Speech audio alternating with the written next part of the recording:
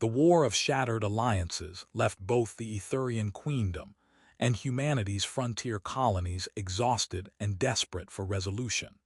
Preliminary peace accords required unprecedented cooperation, including joint military operations to eliminate extremist factions refusing to accept armistice.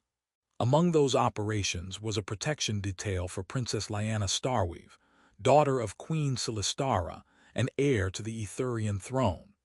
Lyanna had become a symbol of the peace movement, traveling to contested territories to personally demonstrate that cooperation between species was possible. But her visibility made her a target for those who profited from continued conflict. The human contingent assigned to her protection included Captain Marcus Webb, a special forces operator whose expertise involved hostile environment security.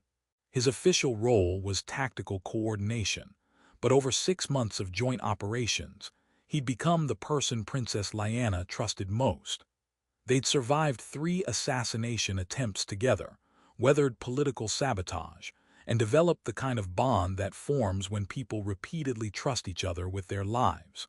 Marcus knew he'd developed feelings for Lyanna that went far beyond professional respect, something he'd carefully never acknowledged to anyone, including himself in any official capacity, because falling in love with an alien princess whose marriage would inevitably be a political arrangement was the definition of pointless emotional investment. Lyanna had given no indication she saw Marcus as anything beyond a trusted guardian and friend, though their conversations during quiet moments suggested connection deeper than professional courtesy. The situation crystallized when intelligence revealed a coordinated attack planned for Lyanna's next appearance. Marcus coordinated her extraction to a secure location and saved her life again when the attack came earlier than predicted. Queen Celestara, monitoring her daughter's safety from the capital, made an unprecedented decision. She would meet with Marcus personally to assess whether human security arrangements were adequate. Marcus was summoned to the royal palace on Aetheria Prime. He'd never met Queen Celestara in person, only seen recordings where she projected the absolute authority of someone who had ruled for 3 centuries through political brilliance and military victories. The throne room was designed to overwhelm, crystalline architecture growing from living stone, guards suggesting barely contained violence, and the queen herself elevated on a platform that made everyone approaching feel appropriately small. But what caught Marcus off guard wasn't the intimidating grandeur. It was the exhaustion he saw beneath Queen Celestara's perfect royal composure. She wasn't just a queen assessing security arrangements. She was a mother terrified for her daughter's safety. Queen Celestara dismissed her attendants, which apparently never happened according to shocked reactions Marcus observed, and spoke with honesty cutting through all diplomatic pretense. "My daughter trusts you with her life. You have saved her multiple times when my own people's security failed, but trust and competence are not the only concerns here. I need to understand something before I make decisions affecting both our people's political futures." She paused, and the weight of her next question was clear before she spoke. "Do you desire my daughter?" The question hung in the throne room like physical presence. Marcus's first instinct was to deflect, to give diplomatic non-answer about professional dedication. But something about Queen Celestara's direct gaze, the way she looked at him not as queen but as mother desperately needing honest answer, made lying seem impossible and insulting. So Marcus told her the truth with honesty that ends careers. "Yes, Your Majesty, I desire your daughter, not for power or political advantage. I desire her because she's the bravest person I've ever met, because she chose to risk everything for peace when staying safe would have been easier, because her kindness shows strength that has nothing to do with authority.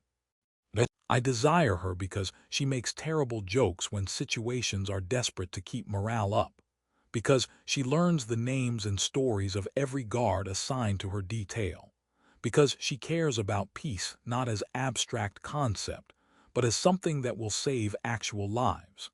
I know desiring her is pointless. She's an heir to a throne and her marriage will be political arrangement. But you asked for honesty, so yes.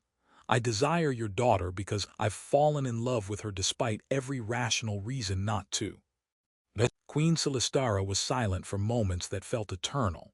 When she finally spoke, her voice carried emotion queens probably shouldn't show subordinates. That answer, that brutal, honest acknowledgement that you love my daughter not for what she represents, but for who she is, that is the first time anyone has spoken about her that way. Every suitor who has approached has calculated political advantages, alliance benefits, strategic value. No one has ever said they want her because she makes terrible jokes or learns guards' names. Tears formed in Queen Celestara's eyes, actual tears. Shocking because Aetherian queens don't cry in front of anyone. You love my daughter, and she deserves that, deserves to be loved for herself rather than for political utility. I have spent 30 years watching her grow into someone remarkable, and I have dreaded the day when I would have to arrange her marriage to someone who saw her as means to power rather than as the extraordinary person she is. Queen Celestara composed herself, but the tears had fundamentally changed the conversation. She explained the political reality. Lyanna's marriage was one of the most valuable diplomatic tools available. Multiple suitors from powerful families were positioning themselves, offering alliances and advantages. I am a queen before I am a mother, but I am still a mother, Celestara said quietly. And I want my daughter to be happy, to be loved genuinely rather than used politically. Your honesty has shown me that such love exists for her. She made Marcus an offer. I want you to tell Lyanna what you told me. That you love her for her terrible jokes and her kindness and her bravery. Not as security officer making report, but as man confessing his feelings. And I want to see how she responds, because if she returns your feelings, then perhaps the most valuable alliance is between two people who chose each other. The confession happened in Lyanna's private quarters, arranged by the queen.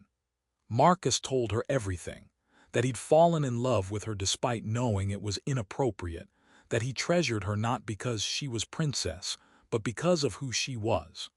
Lyanna's response came through tears of her own. I have loved you for months, but I thought you saw me only as an assignment.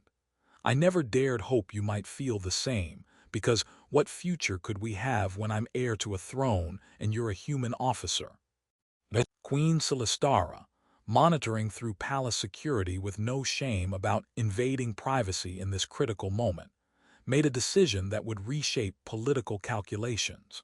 She announced publicly that Princess Lyanna would marry someone of her choosing rather than political convenience.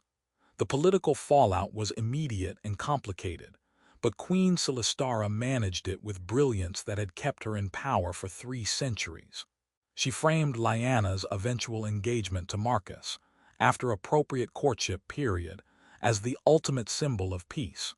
Two people from species recently at war choosing each other freely. Later, at a formal function, Queen Celestara spoke to her closest advisor. I asked if he desired my daughter expecting to hear about political ambition.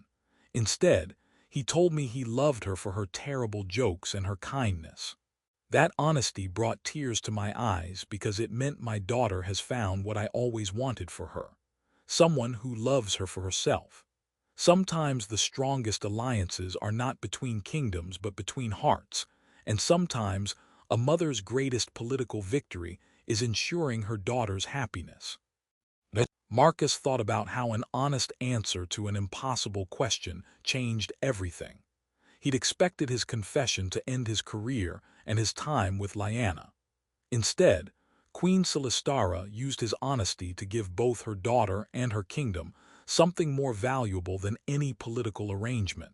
Proof that love across divides is possible, powerful, and worth building peace upon.